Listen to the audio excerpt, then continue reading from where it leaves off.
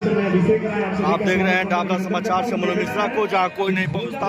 डाबरा समाचार से मनु मिश्रा पहुंचता है यह दिखाने के लिए कि हमारे क्षेत्र में क्या हो रहा है, आलोक कर क्या रहे हैं। आलोक गुप्ता जी के द्वारा 21 जोड़ों को बैठा करके शादियां कराई जा रही हैं। बन रही है निरंतर मनु मिश्रा के साथ। यह कार्यक्रम आलोक गुप्ता के द्वारा यह कराया जा रहा है और यह हमेशा समाज सेवा में बढ़ चढ़ करके हिस्सा लेते रहते हैं, क्योंकि ऐसे ऐसे जगहों पे निरंतर मनु मिश्रा पहुंचा रहता है और दिखाता रहता है कि हमारे यहाँ किस तरह के लोग हैं जो इस तरह का कार्य करते हैं। आप निरंतर बने रहिए ऐसे ऐसे खबरों के लिए मनु मिश्रा के साथ।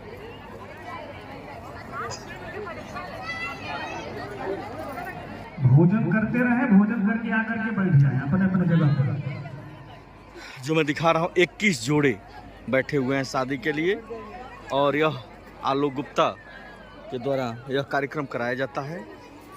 हर महीने कराने का इन्होंने अपना जो भी है योजना बनाया हुआ है कि हम गरीबों और असहायों का शादी कराते रहें।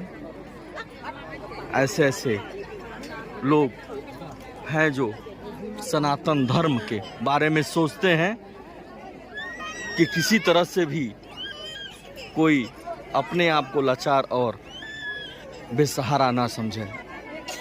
यह सोच आलोक गुप्ता की है जो अपनी सोच को दिखा रहे हैं।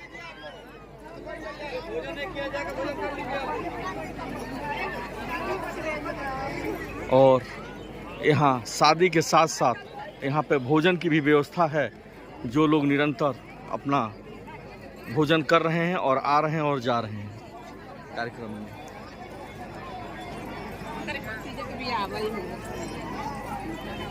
अरे भाई आप लोग बैठ जाइए, नहीं तो जाइए भोजन कर लीजिए आप लोग। सभी लोगों को भोजन करने के लिए बताया जा रहा है, जाइए आप लोग भोजन कीजिए, क्योंकि सारी व्यवस्थाएं यहाँ पे हैं, नाश्ता से लेके भोजन तक और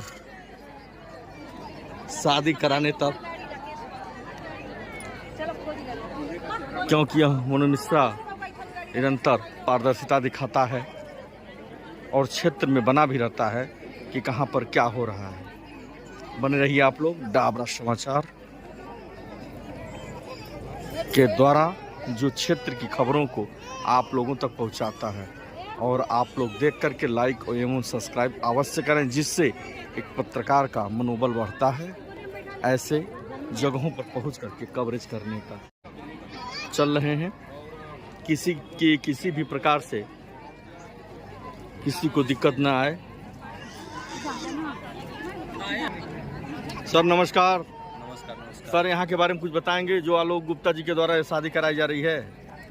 जी, यहाँ आलोक गुप्ता जी के द्वारा 21 लड़कियों की शादी आज निःशुल्क कराई जा रही है, जो कि 50-50 हजार रुपये का सामान भी दे रहे हैं और यहाँ शादी करा के विदा भी करेंगे। और साथ ही साथ भोजन की भी व्यवस्था है। वर पक्ष और कन्या पक्ष दोनों पक्ष के लोगों को भोजन की व्यवस्था है। ऐसे लोगों के विषय में आप क्या कहना चाहेंगे जो इस तरह का सामाजिक कार्य कर रहे हैं?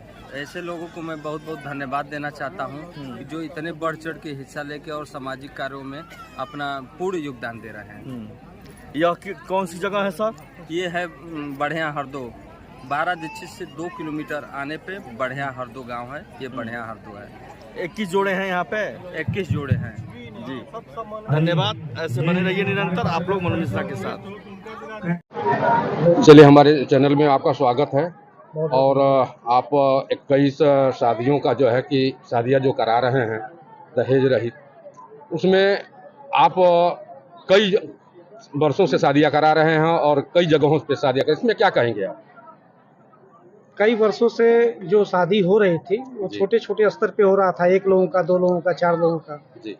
फिर जैसे जैसे व्यवस्था, जैसे जैसे लोगों का प्यार, जैसे जैसे लोगों का सहयोग मिलता गया, फिर हम लोगों ने सोचा कि इस बार जो है थोड़ा सा ऊंचे स्तर पे इस कार्यक्रम को अंजाम दिया जाए। और पिछले महीने 2025 से जनवरी से फिर हम लोगों ने सोचा कि इस प्रोग्राम को जो है ये दहेज रहित जो शादी आपको सामने इस समय हो रही है, तो हमने सोचा इसका एक नाम रखा जाए। तो इसका नाम हम लोग रखे हैं गरीब महोत्सव।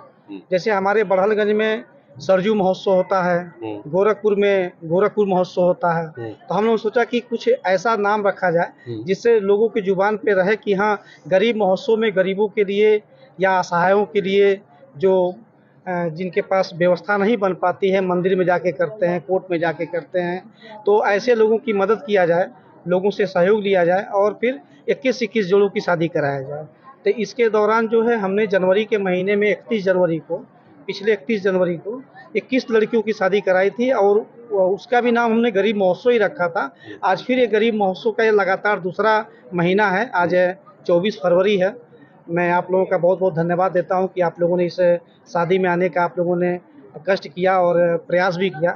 तो मैं इतना ही कहना चाहता हूं कि ये हमारी संस्था लगातार जो है ये प्रयास में रहेगी कि हर महीने जो है हम 21-21 बेटियों की शादी कराते हैं। हर महीने 21 जोड़ा शादी कराएंगे आप? जी बिल्कुल, ये हमारा पूरा प्रयास है।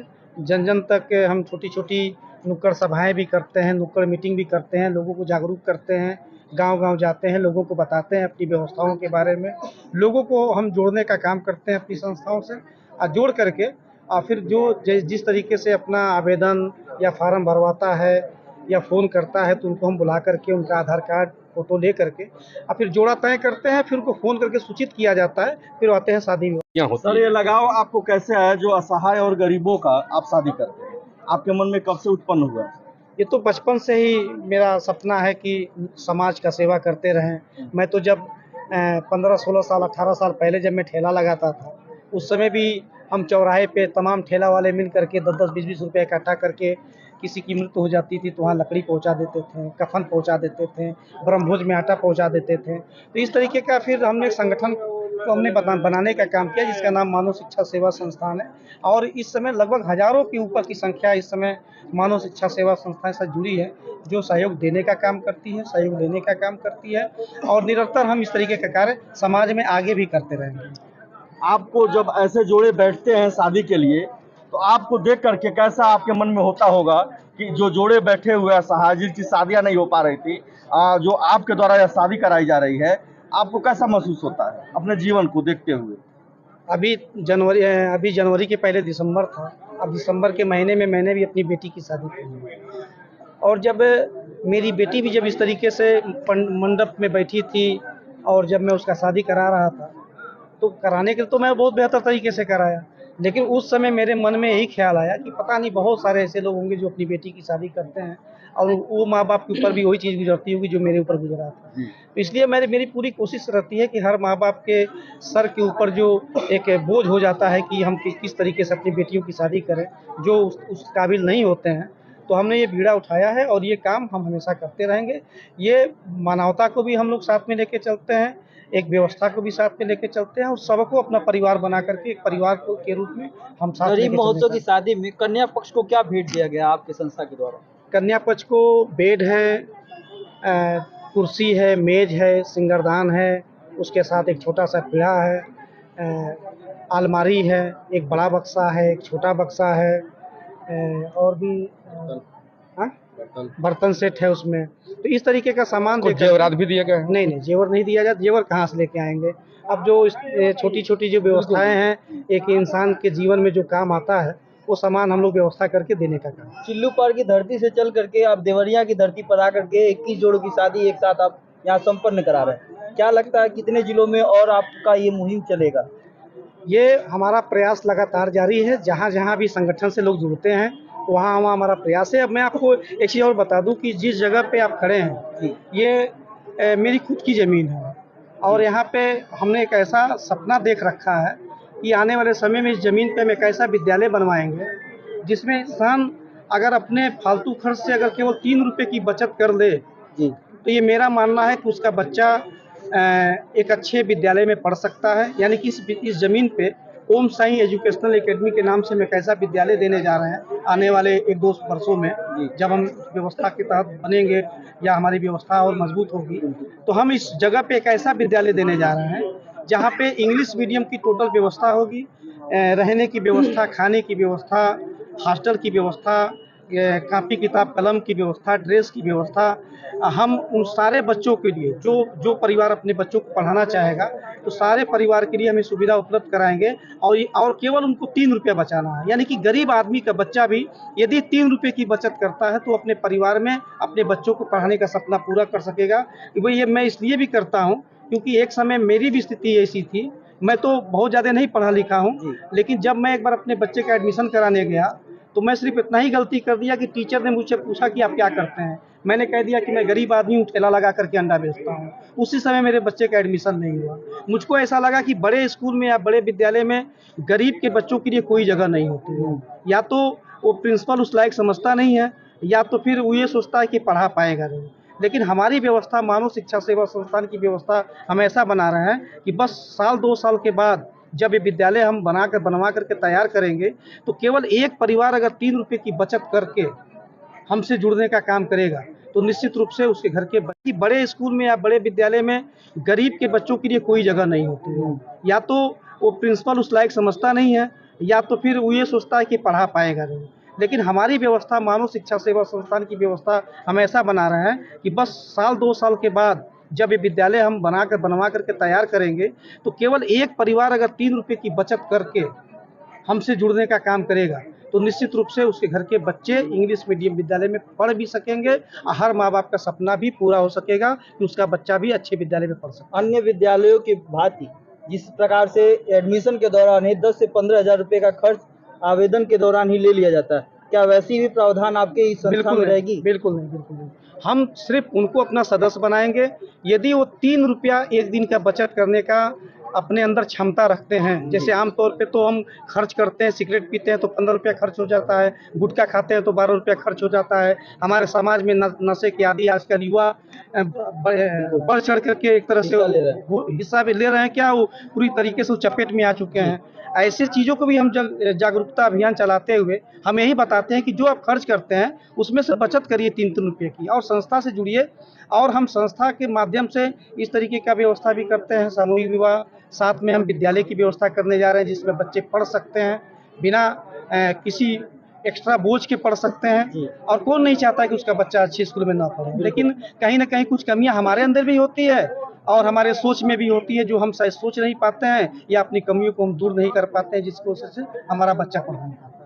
संस्था में अगर इसी बीच में शिखर जी भी हैं, मैं इनसे पूछना चाहूंगा कि जो आपके पिता इस मार्ग पर चल रहे हैं, आपको कैसा लगता है देख करके? सबसे पहले तो आप सभी पत्रकार बंधुओं का हृदय की गहराइयों से स्वागत है। देवरिया बेलडार चौराहे के बगल में 12 दीक्षित चौराहे से 2 किलोमीटर आगे ये बढ़िया हरदो ग्राम सभा में आज ये कार्यक्रम हम लोगों ने आयोजित कराया है, जिसका नाम मेरे पिता श्री आलोक कुमार गुप्ता जी ने, जो वार्ड नंबर 46 के जिला पंचायत सदस्य हैं और मानव शिक्षा सेवा संस्था के प्रबंधक पिताश्री जी ने इस कार्यक्रम का नाम रखा गरीब महोत्सव।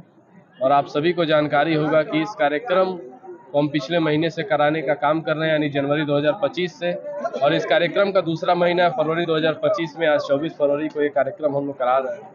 और वाकई में जब भी किसी परिवार का मदद कीजिए, जब भी किसी गरीब असहाय लोगों का मदद कीजिए, न सिर्फ शादी करा करके बल्कि उनके घर पे ब्रह्मभोज में उपस्थित होकर के उनके घर पे किसी भी सुख और दुख में जब उनके साथ हम लोग चलने का काम करते हैं तो दिल से एक बड़ी खुशी मिलती है कि आज हमने एक नेक काम किया है, एक अच्छा काम किया, जिससे क्षेत्र को एक ऐसा संदेश जाता है कि क्षेत्र में जो भी लोग हैं, जो भी व्यक्ति किसी भी धंधे में या किसी भी तरीके से 2 पैसा कमाता है, वो भी क्षेत्र में चल के लोगों की सेवा कर सकें। जिस तरीके से हम अपने संस्था के तहत लोगों को कहते हैं कि आप एक दिन का 3 रुपया बचाइए और हम आपके साथ चलने का काम करेंगे, उसी तरीके से काफ़ी अच्छा लगता है कि जब हम किसी परिवार का मदद करते हैं और वो परिवार हमारे भी साथ चलने का काम करता है, हमसे कंधे से कंधा मिला के चलने का काम करता है और वो परिवार हमें भी मजबूत करने का काम करता है। और क्षेत्र के लोग भी आप ये कह रहे हैं, बीच में उनको भी एक तमन्ना जगती होगी, जो आप एक युवा हैं, जो समाज सेवा का बेड़ा अपने सिर पे आपने लिया है, उसके विषय में आप क्या कहना चाहेंगे? जब आपके साथ हुजूम चलता है और आपके जयकारे लगते हैं और आप उस चीज को देखते हुए लोगों के बीच में बने रहते हैं, चाहे सुख हुआ चाहे दुख हुआ, जो अभी आपने कहा है, तो आपको कैसा महसूस होता है? देखिए, जैसा मैं बता रहा था कि जब हम लोग किसी ग्राम सभा में किसी क्षेत्र में जाते हैं किसी की मदद के लिए, और एक सूचना पे हमारे उस क्षेत्र के भाई, हमारे उस क्षेत्र की माताएं बहनें, युवा बुजुर्ग सभी लोग जो है कि वहाँ उपस्थित होकर के हमारे हौसले को बढ़ाने का काम करते हैं। आप देख सकते हैं आज की ही दिन भले यहाँ 21 जोड़ों की शादी हो रही है, लेकिन आप देख सकते हैं हजारों की संख्या में यहाँ माताएं बहनें उपस्थित हैं, हजारों की संख्या में बड़े बुजुर्ग युवा साथी उपस्थित हैं। और इन्हीं लोगों का देन है जिस तरीके से हमें सपोर्ट करते हैं, अपना आशीर्वाद देते हैं। इन्हीं के दिए हुए आशीर्वाद से हमें भी एक प्रेरणा मिलती है कि हम जो कार्य कर रहे हैं वाकई में लोगों को पसंद भी आ रहा है और लोग हमारे साथ भी चलने का काम कर रहे हैं। और ये हमारे लिए एक बहुत बड़ा हौसला बनता है कि लोग जब हमारे साथ चलते हैं, हम किसी कार्यक्रम में जाते हैं, हजारों की संख्या में लोग वहाँ उपस्थित होते हैं सिर्फ एक छोटी सी सूचना पे, इसलिए कि उनकी मानव शिक्षा सेवा संस्था और विश्व हिंदू रक्षा परिषद एक ऐसा बीड़ा उठा करके चल रहा है, एक ऐसा काम कर रहा है जो क्षेत्र के लिए और लोगों के लिए लाभदायक हो। इसी बीच प्रिया गुप्ता जी हमारे बीच मौजूद हैं। क्या लगता है मैम, आपकी संस्था इतने बड़े कार्यक्रम को संयोजित कर रही है, क्या सीख मिलती है इससे आप लोगों को? बहुत ही खुशी होती है और बहुत गर्व महसूस करते हैं कि मैं मानव शिक्षा सेवा संस्थान के अध्यक्ष हूँ। और ये जितनी भी लोगों को आप देख सकते हैं वो कहीं ना कहीं हमसे जुड़ने का काम करते हैं और हमारे साथ देने का काम करते हैं। जैसे कि हमारे शिखर जी विश्व हिंदू रक्षा परिषद के प्रदेश अध्यक्ष होने के नाते, और बहुत सारे लोग हैं जिनका आशीर्वाद हमें मिलता है, जैसे गोपाल राय जी राष्ट्रीय अध्यक्ष जी, उनका भी आशीर्वाद है हम लोगों के ऊपर। तो बड़े ऐसे लोगों का आशीर्वाद मिलता है तो हम लोगों को हौसला भी मिलता है और साथ में ऐसे कार्यक्रमों करने का अच्छा भी लगता है। धन्यवाद।